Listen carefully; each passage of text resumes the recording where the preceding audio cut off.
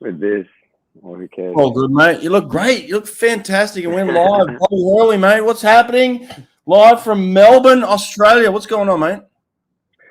Good morning. Yeah, just saying, a little bit tired and weary now. 4 days of the World Champs, done and dusted, and especially those last two nights of finals. Last night with that 50 back controversy, and the previous night, especially being an Aussie, I think with Chalmers and McKeon winning, and Kyle's relay just made things really, really exciting. So, everyone's counting down the days to Christmas and for this meet to be finished. But I think it's been a better World Champs in Melbourne than anyone could have expected.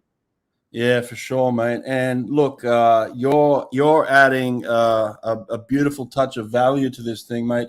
A lot of talk around the world that we've finally found the best swimming announcer in the world, mate. You're doing a phenomenal job. Thank you. Thanks for the rat there. I think this is my 5th World Champs now, doing the international broadcast for FINA, or for World Aquatics now, as they're known. And I think a lot of people that knew me during my career and especially over the last few years know that, like, I'm an absolute swim nerd. Read everything, listen to everything. There's a lot more content now out there, thanks largely to you as well. So there's a lot more information readily available, and I'm just passionate about swimming. So I hope that sort of comes through in the call and gives everybody a better understanding. And I think I can relate to it from not only as a swimmer or as an athlete, but as a coach now as well. So I really enjoy it. Something that I want to keep improving at and do for a long time to come. And it's fun, I'm sitting here. Well, at the last 5 World Championships, long course and short, I've watched every heat, every final, every swim off, every world record, with front row seats. So I'd be at home watching the live stream if I wasn't here commentating. So I feel pretty privileged to have this job. Well, mate, you're doing amazing. Like I said, the way that I would sum up my commentary is kind of like, there's a meme that's going on around the world these days with, I think, Leonardo DiCaprio, and he's watching TV and he's like that. He's looking at something and he's like flicking his fingers, and like, that's how I commentate. I watch swimming and I'm just like, so I'm like, how do you prepare to commentate swimming, mate? It's tougher than it looks. Yeah, it is. Especially at a meet like this when there's so many new names coming through. Yeah. It's a real changing of the guard.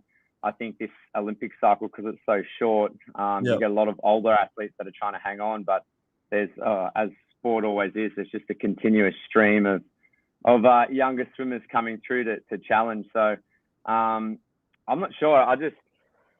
Especially in relays, I like calling relays because you can sort of predict what's going to happen on different legs. So just really analysing those start lists, getting familiar with previous swims at the World Championships as well, so you can get, who's going to do what at any given point. So, we'll sort of sit down before finals and I guess estimate what's sort of going to happen, and maybe have a few words and a few lines in your head, because when that big moment comes at a finish or somebody winning a gold, Mike McCann's the lead caller who does a fantastic job. He's such a professional, but you want to be strong on those moments. You want to get it right. You want to nail it, because that's what's going to be on Instagram now. That's what's going to be on the highlight reels.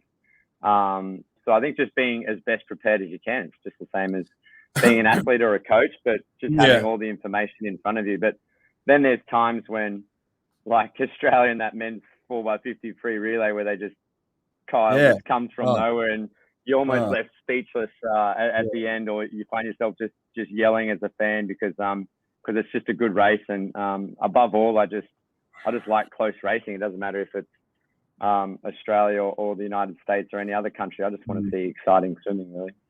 Yeah, how much of that can you plan for in terms of, like, all right, I got an idea of what I want to say if this guy does this, but then a Kyle Chalmers comes from behind, and like, is that just off the cuff with you, like figuring out where to add your voice and where not to?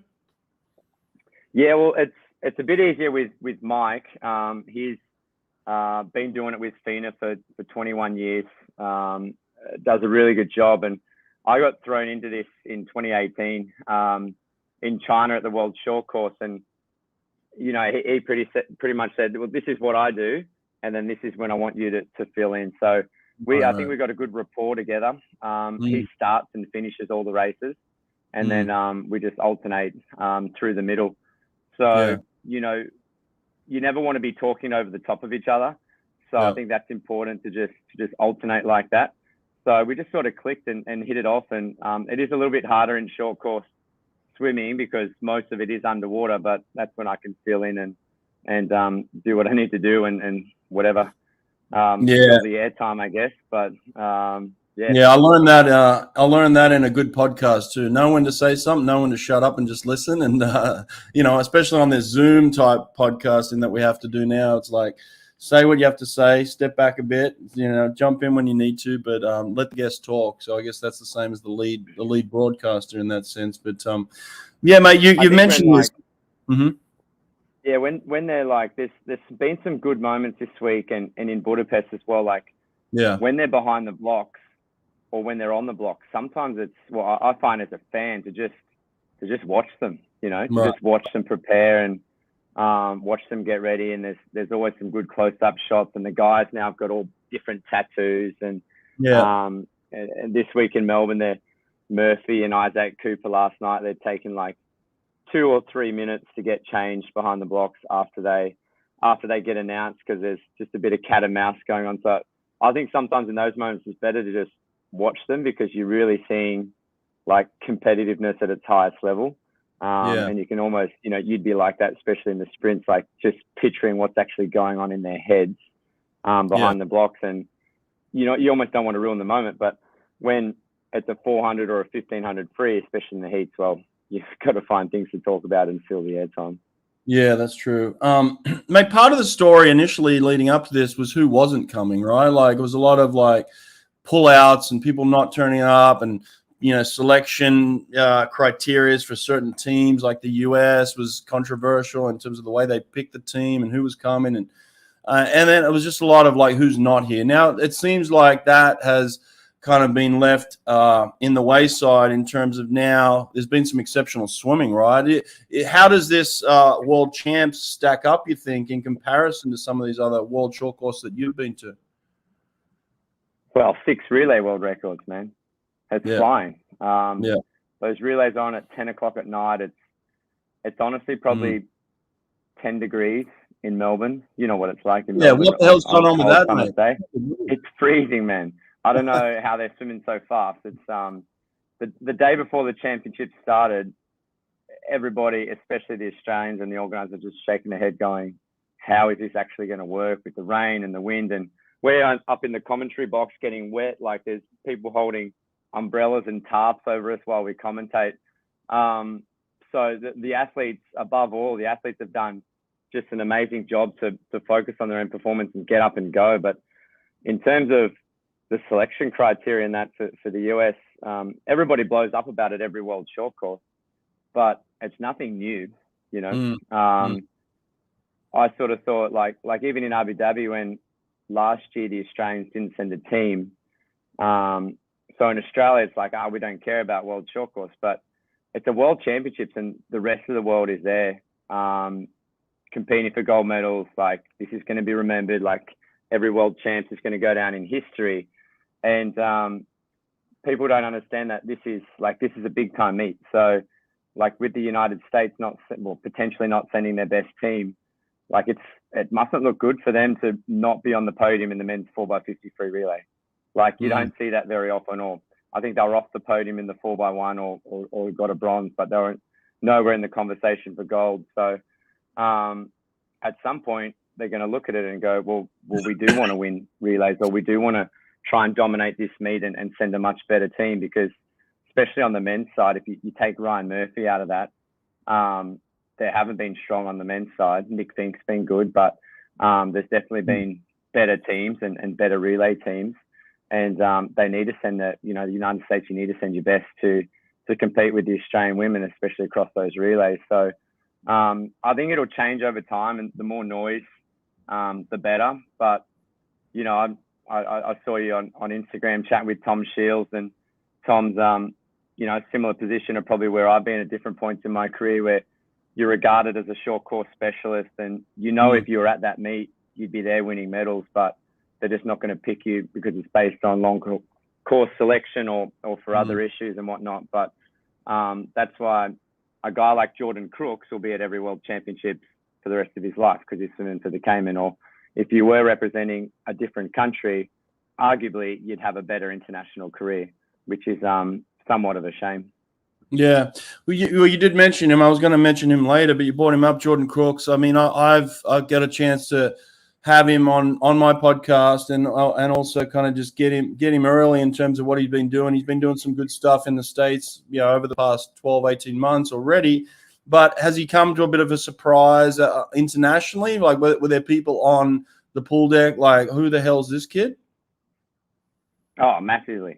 I mean, I was familiar with the name and that he was training in the US, but I had no idea he'd make this sort of a splash in the pool, and then read a little bit more. So, I follow the college scene a little bit, but I never swam college, and I don't have ties to any particular university. So I'm not engulfed into it, but I see now he's, number 253 all time in yards.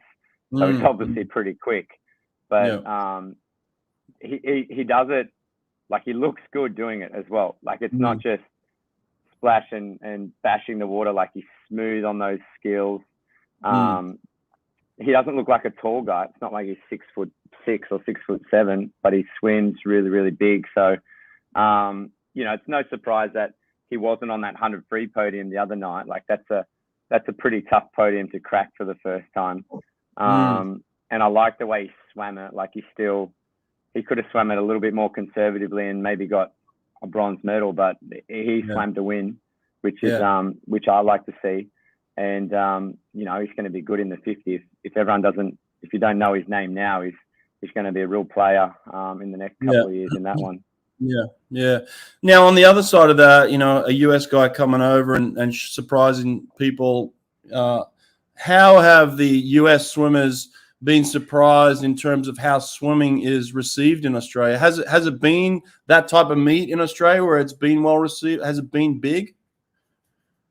Yeah, it's I guess you're familiar with the perception of it in Australia, that everybody still thinks we're living in 2000 or 2001 where the swimmers are rock stars, but the media attention is there. But in terms of the crowd support and funding and whatnot, it hasn't been like that probably since 2008 or so. Right. But the media definitely place a high importance on it, and they care about it. So since the first 2 days here, it was a Tuesday and a Wednesday night. It was cold, raining. Worlds was just getting started. Like, there were plenty of empty seats in the stands. But on Thursday night, it was packed. Beautiful weather.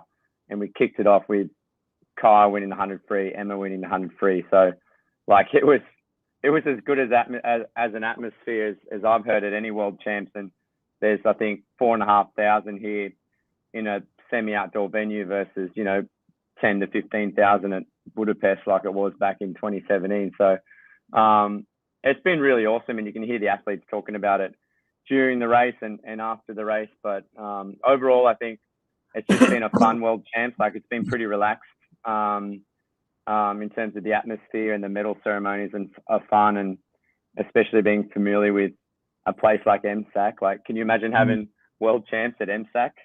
You should be down here. Your old training pool. I know. That was my last meet, mate.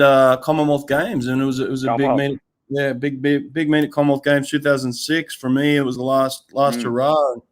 Loved it. Yeah, spent many years training at that pool. But speaking of two of the Aussie superstars, Kyle Chalmers went through a little bit of drama 6 months ago when the World Long Course Championships were on. I think, or maybe even Commonwealth Games, whatever it was that it was going through. It was the whole thing with Kyle Chalmers, almost like Australia had turned on him in a way. He was the bad guy. He was the villain. He probably didn't handle it real well. It seems like he's come out the back end of this now. He's been a little bit more embraced at this meeting. He's obviously been super successful. Have things calmed down for him on that side of things? Yeah, it has for sure. You know, that was weird for Kyle at the time, and obviously with Emma and Cody, and I don't know the ins and outs of it, but it's the media turned on him, is what you're saying, not the swimmers, not his mates, not the general swimming community. No one really cares what's going on outside of the pool, but like with the focus from the media today, all the news is on Isaac Cooper with him not winning the gold medal because of that re-swim. And it's not on Pallister taking her fourth and, you know, Lani standing on the podium with Dawn Fraser, like all that stuff. It's all on, all the pictures are of Cooper in tears, you know. That's just what they laser in on. And I think Kyle was trying to control the narrative earlier this year, but there was nothing to do with, I don't think there's any ill feeling towards Cody and Emma. It was just, why aren't you talking about my swimming, or why aren't you talking about Matt Temple winning the 100 fly instead of Cody not winning it, you know? So, you know, for whatever reason, it played out like that. But, you know, Emma and Cody are happy together, and they're both swimming well, and Kyle's swimming well. That's the main thing, you know? I think on pool deck, there's definitely no animosity like that. And the crowd, like, Kyle's an awesome racer, just exciting. You can almost, I was saying to somebody last night, every time he swims, you can feel him coming, you know. You can feel that he's going to be there at the finish, and that 53 semi-final, like 5 guys at 20.9, and he gets his hand on the wall first. So like, he's just got such a good reputation as a racer like that, and it makes it exciting. And basically the only 2 races he's lost since Rio Olympics were touch-outs to Dressel, you know. He's pretty much beaten everybody in whatever race he lines up in, except Dressel in those 100 frees in Worlds and Olympics. Yeah, he's a racer, man. He loves to race, he loves to compete, loves to get his hand on the wall. Like, and you kind of expect that in the 100, he's going to come over the top of someone generally. But that 53 blew me away. That relay the other night, well, it might have been yesterday, but him coming home over the top, just madness. Did you see that? He's breathing 2s on the second 25. You got to, you got to look. You're going to analyze his 53. He takes 3 breaths from 10 meters out to the flags. You know, it's like age stuff, but that's why it is and it isn't, right? Like I've seen Gary Hall take more breaths than usual and become Olympic champion. I've seen I've seen other people incorporate the breath in. He's just so strong. He's just powerful. And I think what he figured out is like, look, I get in a better rhythm when I breathe. And look, it just doesn't work like that for everybody. Most people lose their rhythm. He seems to find his rhythm and find his strength. And he was pulling away from those guys. I mean, to swim over the top of someone like that who's got a good half body length on you, the first 25, and then just smoke him the second 25, that's very, very, very rare. I've only seen that a couple of times as a swimmer myself, 50-meter swimmer myself. So massive, massive swim on that relay there. Yeah, well, we're not the rest of the world outside of the US is not used to seeing 4x50 relays. You know, you guys get it at conference and NCAAs, and I guess it is at Europeans, but for the Australians, maybe we're the most foreign to it. It's like this is not a relay for us. This is just a fun relay, and it's a short relay, but it's bloody exciting. You know, when it's over in, I think it's over in like 85 seconds. So you know, one big split without Dressel somewhere or Phelps or Adam Peaty or whatnot, one big split can just change the men's relays at the world level right now. So that's what makes it exciting. Like Italy break the world record in the 4x1 United States last night in the 4x2, and Australia win the 4x50. Like you got 3 countries on the men's side winning 3 different relays. And so France won cool the mixed freestyle. Yeah, France in the mixed as well. But Kyle's like this special kind of athlete where you've got, I always talk about it, like you've got your power swimmers and you've got a fish, a guy that's just a fish, you know? So like you're a power swimmer, especially being a sprinter. Ian Thorpe's a fish, you know? He's would be goofy on land and whatnot, but you put him in water and they float.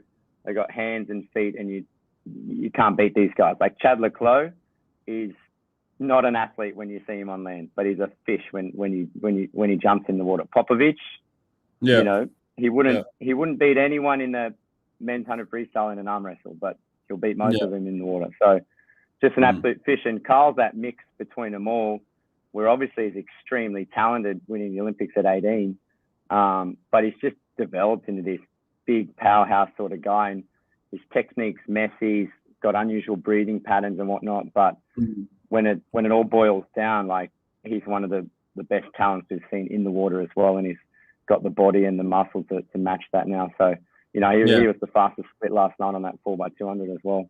So he's doing it across the 50, 100 and 200. But in saying that, as much as I like watching Kyle race, he's not going 20.3 and winning the 53 tonight. I can't see that happening.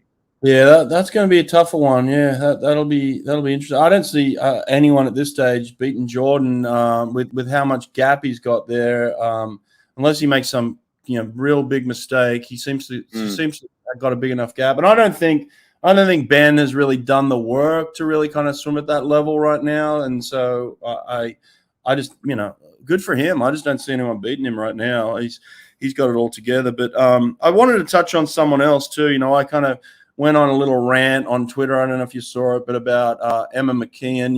Like I was stirring the pot on Twitter, as you do, and had a little fun with it.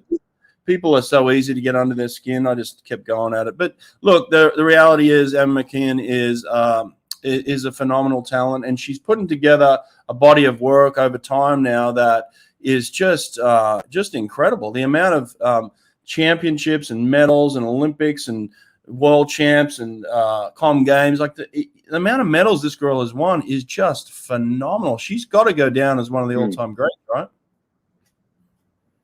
Well, she's the greatest Olympian of all time in Australia. But what was your rant about? What were people saying to go against that statement? Like, she's got the medal record, Oh, I was saying she's the best swimmer on the planet, and everyone was saying, no, that's Ledecky. I was like, no, it's her. So like I just kept going back and forward between, no, it's not Ledecky. And then I said, well, why don't they just have a swim off for it? Well, let's race for it, race for the title. And I was like, fastest swimmer wins. I was like, of course it's going to be Emma, right? So it's like, look, and part of my argument was like, 20 people swim the 1500, and yet 200 people swim the 100. So like the people that she's got to beat is so much greater than a Ledecky's got to beat. But like, look, in all seriousness, Ledecky is Ledecky. She's the all-time goat in that sense. Like this girl is a phenomenon. Like you put her in the same class as Phelps. I know that. I was messing around, but at the same time, who's not to say that Emma McKeon's not the best swimmer in the world right now? Well, I mean, she's definitely the best in her events, but as you said, she got an unmatched medal record. But she'd be the Jenny Thompson of Australia. Just with the versatility and the fly, she can swim on every relay. She's gone to 2 Olympics and pulls 5, 6, 7 medals at each Olympics. So from a statistical point of view, she is the greatest in Australia with 11 Olympic medals. One more than Thorpe. And her World Championship medal tally is going to be off the charts as well. But I'd probably go against you on that statement, because she's got no individual world records. And if she was to retire tomorrow, her name's not on the record books, whereas Ledecky's name's going to be there for the next 10, 15 or 20 years, especially in those longer freestyle events. So the dominance hasn't been there. Emma had the best year of her life last year with 2 individual Olympic gold medals. And that was essentially, I think at 27, her breakout competition, because she's been on those relays, but not the star of those relays. Kate Campbell's been the star, and Seabon's been the star, and other people like that. She didn't normally, that was the first international meet, I think, in Tokyo that she raced 100 freestyle, because she's not normally there, because it's Kate and Bronte.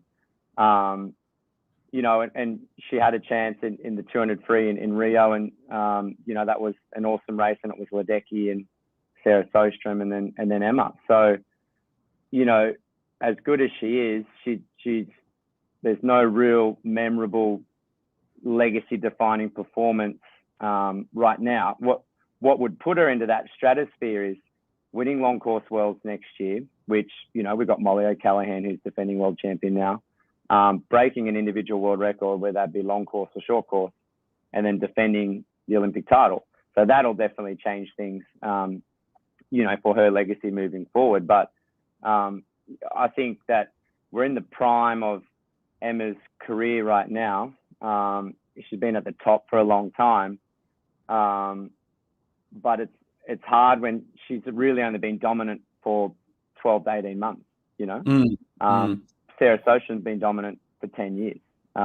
Chad Leclerc's been dominant for 10 years. Phelps was there since she was 15 years old. So I struggle to put her in that sort of stratosphere, but you know, the next 18 months will determine where she ends up in her career. Yeah, well said, mate. All right, I'll concede on that one. You got me. Too much research for me. What was I going to say?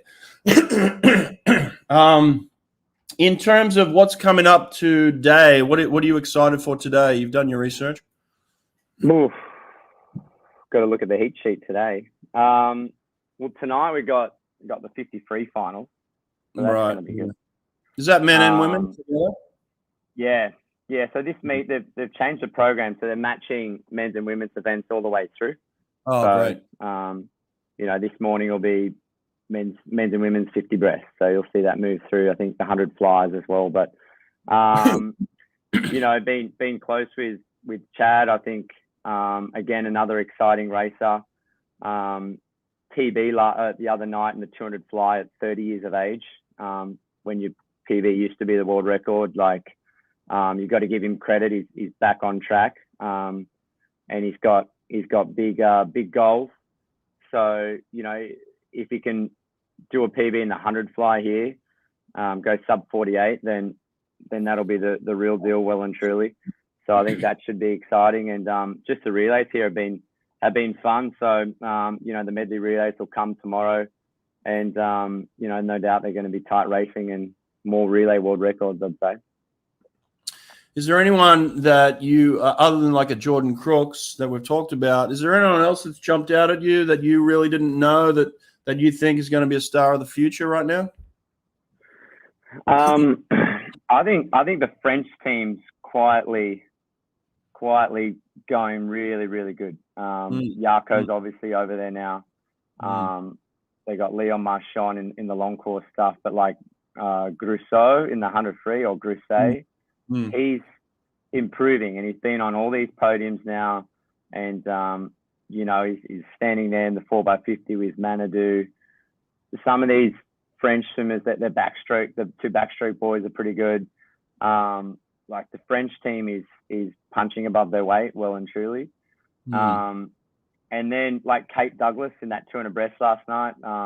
You know, I haven't seen her swim much before, but she's the real deal, definitely. Been on relays and 200 breaststroke, and you know, I think she could really chase that short course 200 breast world record over the next couple of years if she wants to. But she's really impressed me on the women's side, and you know, she probably could have swam 2 or 3 more events here with 50 fly, 100 IM, 50 free. I don't know, but she's a super impressive swimmer. Right. What about this Olympic gig, mate? Are you going to get an Olympic commentary gig? Hope so. One day.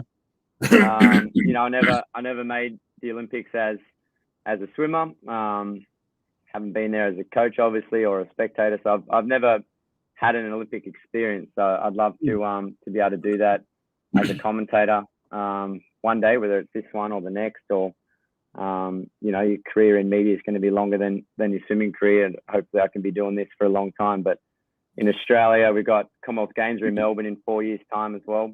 They'll probably get a long course worlds at some point before Brisbane 2032. So there's a lot of excitement in Australia in terms of hosting events and broadcasting and whatnot over the next decade. And more so than the previous 10 years, we've got the swim team to back that up as well. Yeah. What do you do for full-time work, mate? I just moved to Singapore a couple of months ago, actually. So I'm director of swimming at Tanglan Trust School and coaching there as well with their performance team. So, you know, it's been a big change, and the whole family moved over. and it's been enjoyable. I was coaching in Sydney for the past 5 years, but now overseas, and get the have the ability to put my kids in that school, British International School, which is cool, and they're supportive of me commentating and doing a bit more traveling as well, which I'm excited about. Oh, good for you, mate. Well, listen, like I said, you're doing a brilliant job. You're obviously a brain when it comes to all the stats, mate. You just nail them. So I hope you get an Olympic gig. I hope they give you a shot, mate, because you're doing a real good job, and we're loving it. Keep it up. A lot of fans out there around the world for you, so I wanted to jump on here and connect people with you. So appreciate you doing this, mate. I know you've been super busy and tired. Probably rest the voice a little bit, but have a good rest of the meet, mate. All right. Cool. Thanks, mate. If I don't get an Olympic gig, we'll just live stream the whole 8-day program. Mate, I'll just sit back. I'll be drinking beers while you just commentate. We can do it any day, mate. We'll love that. Get a bit loose with a few drinks under the belt. Yeah. All right. Appreciate it, mate. Yeah. Good luck. All right. Cheers. Take care. Bye. Thanks, mate.